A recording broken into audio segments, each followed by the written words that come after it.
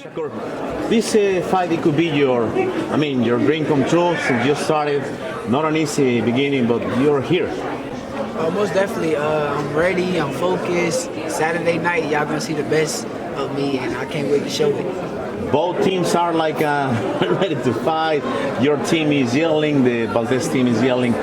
Definitely, it could be a personal fight, right? Personal? Nah, ain't nothing personal at the end of the day. Nope. I'm not taking nothing personal. It ain't nothing personal about this. I feel like it's business at the end of the day, and I'm going in there to keep that mindset of business and winning. Hey, so you mentioned that maybe Valdez is coming, and he don't know how to box. Could you explain this, please? I feel like he's trying to trick me. He's a veteran. Yep. He got more experience that they say, so I feel like he's trying to use a veteran tactic by saying that he's going to have a technical matchup with me, and then in the second round or the third round, he's going to come out winging. Oscar Valdez said that Berchelt is a tougher fighter than you are. What's your thoughts on that? He never been in the ring with me before, so he wouldn't know how tough I am. Hey, Shakur, you've been this fight. I'm dedicating this fight to all my family and friends. I dedicate every fight to all my family and friends. So. Shakur, you've had a lot of big moments in your career. I'm just kind of curious, like if you feel pressure coming into this fight, comparing it to your gold medal match years ago. Nah, it's a whole different story. With the gold medal match, I'm probably a lot more calmer right for this fight than I was for my gold medal fight. I was younger at that time.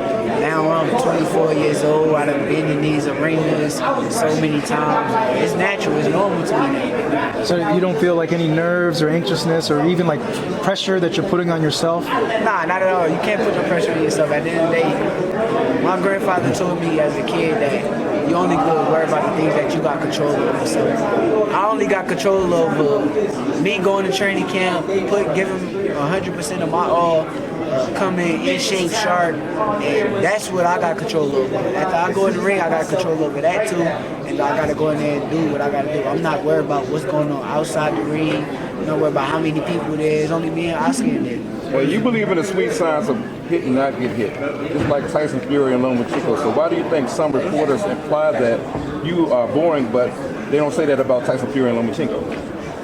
I don't know, man. I think certain people got biased opinions, I guess, but it is what it is. I ain't gonna trick on it no more. People gonna say what they want to say regardless. Like if you really think about it, I could go beat Valdez. The next excuse might be, oh, he's too little. When I beat Heron, they gonna say, oh, he's too old. And like you gonna get critics regardless at the end of the day. So I can't take anything that they saying to heart no more because. There's a lot of people behind keyboards and all that stuff. You gotta, feel me, you never know who behind the keyboard. It might be a little 3-year-old playing around, like, you never know, so I ain't tripping. Shakur, what did you say to him in the face-off? You started laughing. You were smiling as well. What did you guys say to each other? I said, you gotta break the code. You gotta crack the code. And I had to let him know that this is not a difficult task. And I wanted him to know, come fight day, this is a difficult task. It's a real difficult. Shakur, you're the bigger fighter, you're the longer fighter. How do you think that's? But how do you think that's going to play itself out in this fight on Saturday because of those two big advantages you hold? I feel like I'm the more skillful fighter. I'm faster. I never know who really the bigger fighter until fight day. You just stood with him. You look bigger than him. Yeah, but when I stood with Jamel was big than a motherfucker. And then, no homo. He was big as hell. And then when I got in the ring, he felt little. Like I touched gloves and I'm like, yo, this dude little. Like I kind of seen that. So you never know who is big until like actual fight day. You said nobody beats Tyson Fury, so do you believe Fury beats Jared Anderson and Joe Joyce? Oh man, I never go against my brother. At the end of the day, my brother Jared could beat any and everybody, but that's two different things. That's like, when they talk about Boots and Bud, like that's two different kind of things because that's like Bud is older now. He's not about to fight Boots. That's not no big fight. Jared is young.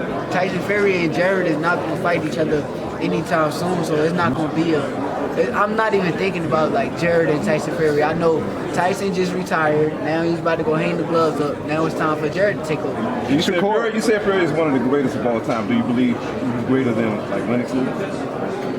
I mean, I'm just gonna say this, and people gonna hate me for saying this because I gotta be real.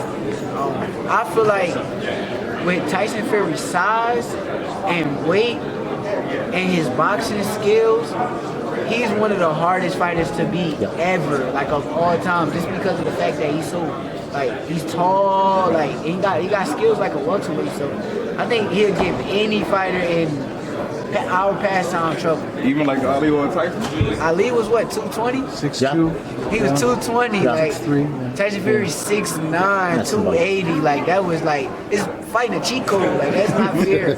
Like you feel me? Shakur, how this fight how do you want this fight to be remembered after the years? Because it could be a historic fight.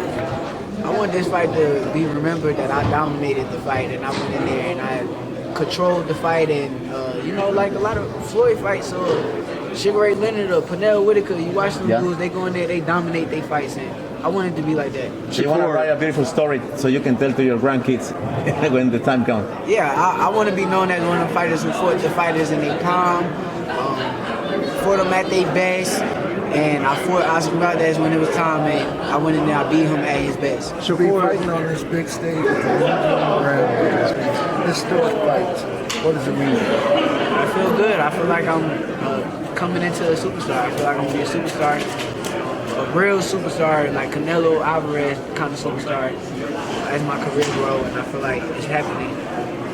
This is all a part of the course. Shakur, I got to ask you about this just because I'm like a boxing fan too. I saw you sparring with Terrence Crawford in that photo. Can you tell me about those sparring sessions? Like, how is it sparring Terrence?